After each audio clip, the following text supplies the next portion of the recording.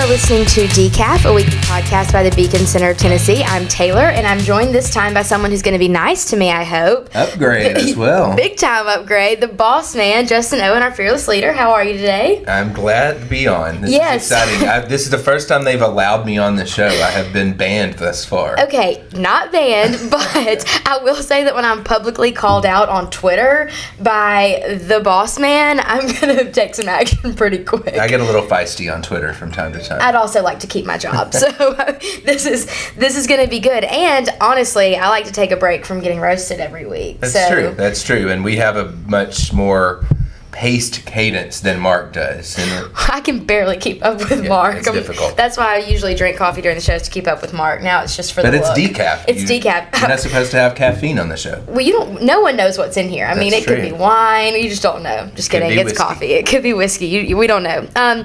So the first thing I want to talk about today is from one person who's indifferent sort of about country music to another. Happy CMA Week. Happy CMA Week. Let's leave. In fact, I am leaving town. As soon as we finish up this podcast, I'm headed out to Chicago. So every year, my wife and I leave town for CMA Fest because it's impossible to do anything. What's your least favorite part? The locusts themselves. So the tourists that, I think there's a Bible verse about locusts descending on us. Yes. But the crazy thing, and I'm happy for tourists who come into town and spend their hard-earned money here. Of course. But the ones that come during CMA Fest, they're wearing the cowboy boots and the big belt buckle and the cowboy hat. I don't like it. And they're like, you people don't dress like this every day? And they don't really understand. They don't understand it at all. Yeah, it's frustrating. They look at us like we don't fit in here. And I'm like, have you looked in a mirror today? They also don't use crosswalks. This is another thing that drives me crazy. I used to joke that maybe these people are all from Alabama. I won't. We'll move to Mississippi. Whoa, okay. We'll do Mississippi. Okay, all right. You can't read a no-walk sign. It literally has a hand. Yes.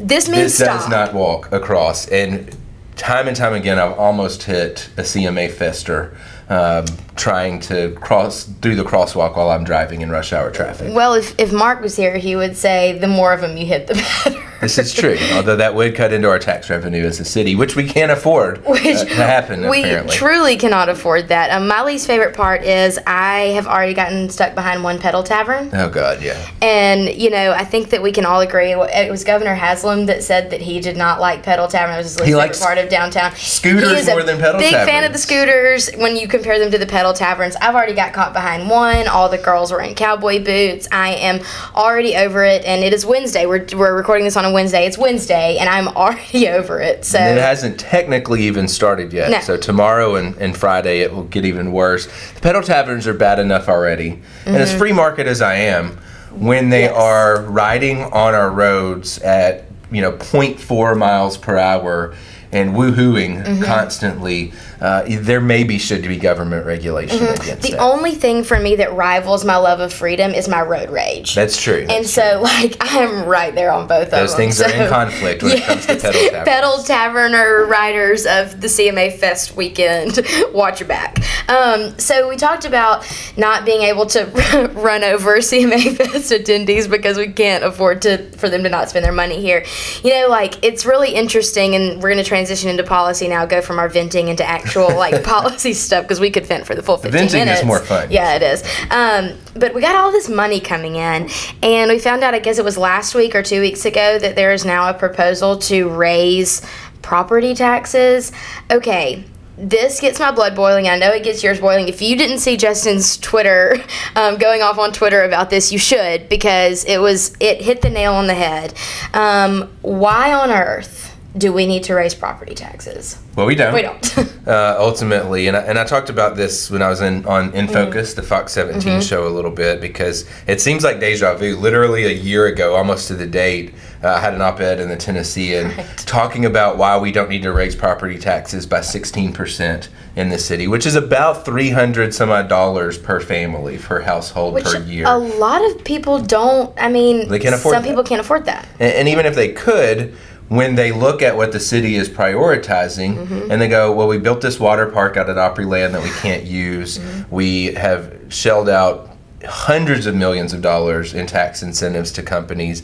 We've built sports stadiums, baseball stadiums, soccer stadium. Now we're talking about a NASCAR track. They go, where does this end? We're not prioritizing. It's the equivalent of a family starving to death and not having enough money to put food on the table, but scrounging up every dollar they can to buy a Lexus. So you got a new Lexus in the driveway and no food on the table. When when individuals go through hard times, and families do, they prioritize. They cut the Netflix subscription. They don't buy the new car.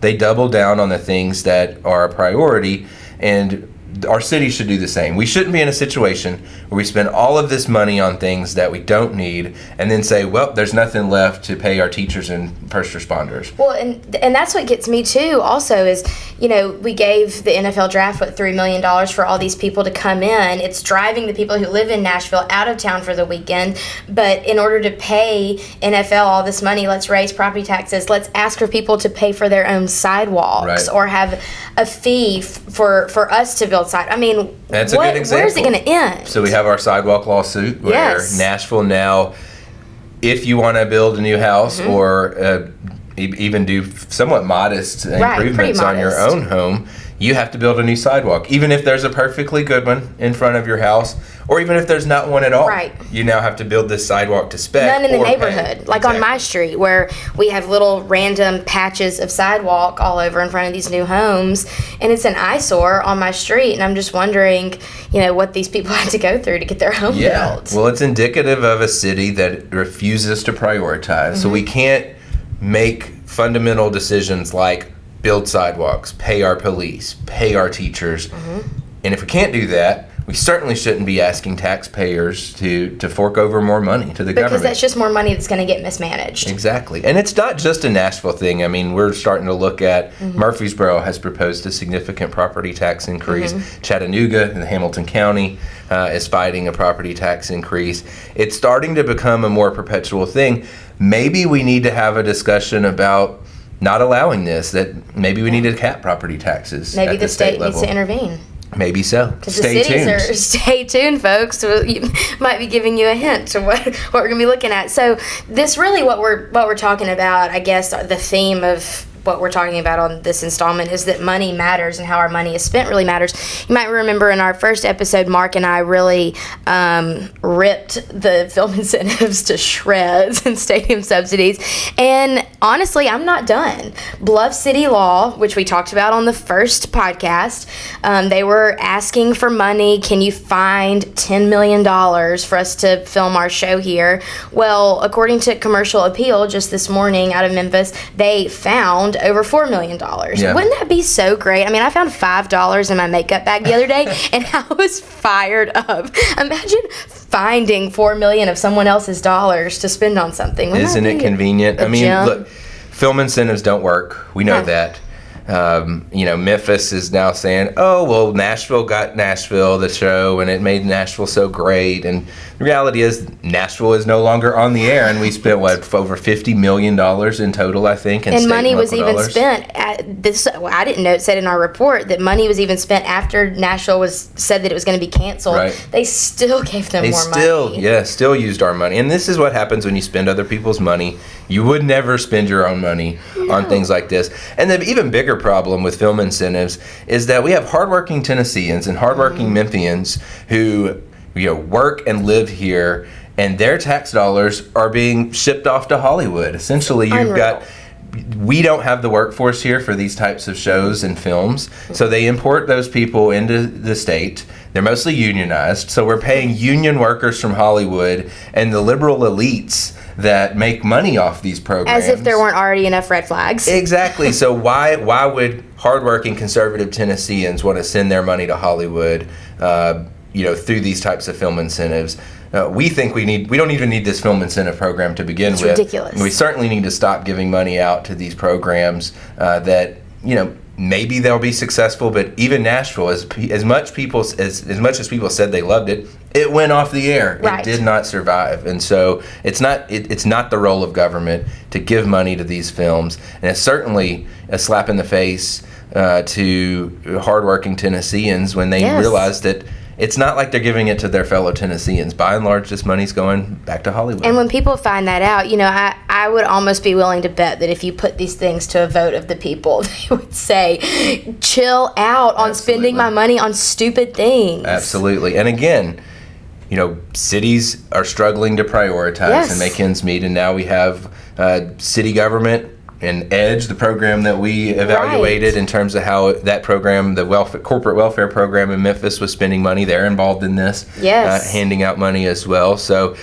they claim they need money, yet there's blowing money on all these different things that are not a priority for government. Well, and then how do we know if it's paying off? In the report that we did, the corporate welfare report that's on our website, Ron found that EDGE often inflates their numbers of the economic benefit. I always put that in quotes. The economic benefit of these things, they inflate their numbers for their tax incentives. So we're counting existing jobs, exactly. right? So, how do we know? Well, we know that at the very least, you get like a 20-cent return on investment. So good luck finding someone who says, let me give you 2 dimes and 2 pennies and you give me $1. Yes. And so good luck finding somebody who'll take that deal. But time and time again, government makes that deal when it comes to film incentives. Because it's not their money. It's our money. It's money that they can just find. Right. 4 million of. Isn't that so cute? Well, that is all we have to talk about on this episode, unless you have some final words, Justin. No, I think I've ranted enough. I'll leave Mark out of it. I've already called the tourists coming into our city locusts, so I think that we'll leave that as the pinnacle of criticism for today. I think that might have been your finest one. So thanks for listening, you guys. If you want to hear us talk about anything else, let us know on Facebook, and we will see you next week.